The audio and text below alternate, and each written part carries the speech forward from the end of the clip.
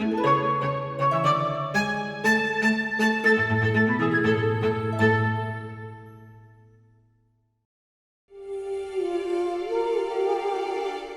pa muria tiko, na tiko ya babala me na toka lau e lomba, e na itike vuni vulango o kotoba. E na non rabo le levi le sumai ki na non dabanua e na Fiji Airways. E ra lewe ruanan rau bagadada, mai Tel Aviv, mai Israeli, isa kadambote na iwalo ang Palestina. Aurida toka na itike vuni valungo, iba kain dua na ngone bosa levu, senga ni boga vulidi mai non ratou, turun botol laki ani, senga ni tuki-tuki ka senga ni boga tulo, elai boga seutanga na murni kandi kan rotan yani. Rasanga ya bala mai na luwe cekope, kay na non ramata ibalu e madawa, e banua e wai. Ya senga ni Canberra sa boga reotale nan roti ni bula-bula ni soro, veira na Hamas. Au waka sa matakira toka na nonda dorobo ukara si tiko yani may na toka lau iloma. Wakang bimbi veira e rayan raba toka na ruku nili bunua ko erimoni e na yala ki Syria ni sa tumbo ke tiko nga na wili-wili ni mate ke na maboa. Sa tulu tina madawa na ibalu may Palestina. Era osota ya ni nairoro ni wanga buka mainandi na leo ni bonua. Era laki kinda baki ira nanon tadorobo undaung gito era tandu lesu tiko mai. Ena ibolu ni sautu mai borani se. Endua na iwasiniti mi era sangole sara kinda non rei songo ni gito mai Europe. Karaya du tiko mayongo na kenabo. Enda marauta kan ya toba kubiti na bata-bata ni kota finala. Na timin duan-duan nga. Ene kerua ni wase-wase, second tier, me adokina. E bunga bekenda, enda kilande ibaki, ni arawa ni adokowiti na final. Sala iba toka mandangai kia. Ya enda baka binabina kabira na nonta daurabo, kirato nandawi baka tabulidi, baka wasibi by Simon ni Raiwalui. Enda nuitaka, ni nabe sautaka na non tandau iba katabuli din na non aray. Bete ito man na talimanda na non nabe ngarabi me adawa na ang bakiro na undolo ruwas sa ngabulu kabitu. Anang gito ni bura-bura kataraba ka na bagay doon may Australia. Sa ati ko na non tabo ka binabinaka kayo na baga nui-nui. E kunaibo tu may marani se na yangan ninrua. Nisangay ruwa to ka nga na ang baki. Kena ibu katangin dengende era satu kekina na daurbo.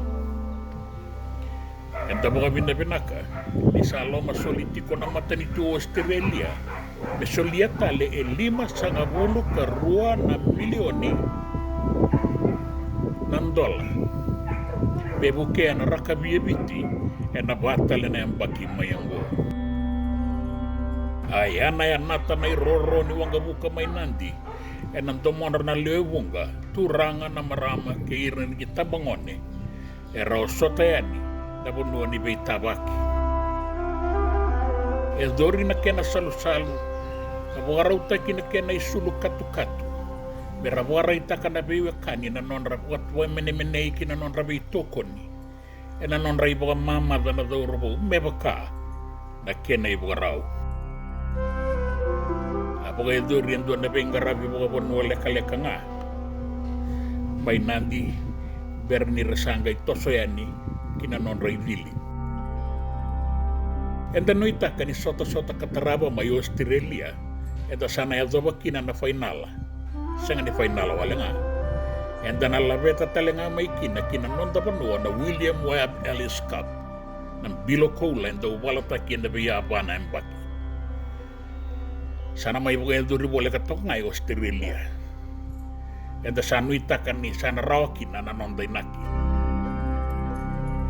Sa bukan dinan-dinat takataw zoko ko bura-bura, bisa tiko kubiti na ibukan tangin dengan desaredakin ning gitong go na rakabi e bura-bura. Onggori na isaw-saw sa laibat to ka may barani se kubiti. Enda sarawata o tibukarua na metalikola ning gito rakabi lawe abito ni bura-bura. Sangga ibo rakabi kini kalima. Misawo timbo e bolle kanitini boka baba na mbaki. Usanga idhuru matale na pale ni walesi na FBC TV. Saya dhana tikunikua. Awasuritia maulaki boka madala taga maikia. Na songo ni kiana marau taki na ikalima sanga bulu katolu ni ambaki ni nonda tungalala maimbalata ngane. Waka kambura kitoka maikia ena vana aua. Dona songo langi-langi ki mamia saraba. Laki dava tokayani ena vole ni Vaivaluan Albert Park. Doe vana tuna Trooping the Color. Ubaka sama tagalis toka na nungguntambe kya. Usanga iduruma bukan dua talengona pale ni walesi. Kawa duruma ena matay ni ngauna ni usanga yambaki 5 walenga. Mami ala ki bagai tabi kaya sangani katoni baka sa bagai doritu ni kuwa dain daira sa bagai ngata kana itambara ka kambura gitu ni kuwa na mona liba-liba ki mami ndaulanga serean dundua karongo gitu e bitirara sampai na ngauna batanga ki mami bagai tabi kina anda wi dai ki mami tu na ilawa-lawa ngonengo na dingom baba. Au serai dirki na eso, era sasang niti ko maliway kenda inday, e rongo tunedan, so se bata kami kamida, uraye koroi, ratu meli loki, so su ambongin rau, kay na sotale era kilaya na kakamburaki na nonda banua, kabakaki na may banua tani. E muri, awanga ile kibenga rabi talengai ke me ruasanga bulu bagatata na mbaki au tambe toka ka ubira yaki au baga reidir na benga rabi sabakai bu tau zoko talebe au na rai ni bale ni walis ngo na nonda bale ni walis ubaka sama takira rasa tokiani ubana no mi resombe bakata ki sailo si koda banua Luisa Utonika Nau soko beti ravovo, salo te kuroi, e mo sindonu, wame wanga ni sanini, ke rebunga, kara setiko talengango ena kenda mali weso. Me bakata kitau unai si bunin da kua, na liu-liu ni bulan 2 bata, mai merke. Ore di rau tale bolingan na biwatini, rau sebenga rabi bolingo, ena retio elo wata ke na walis ena nonda banua rupeni ke asinate mata kimbau sando tani sarane bale ni walis ena kena irai ena ngaunango kena kena itubaki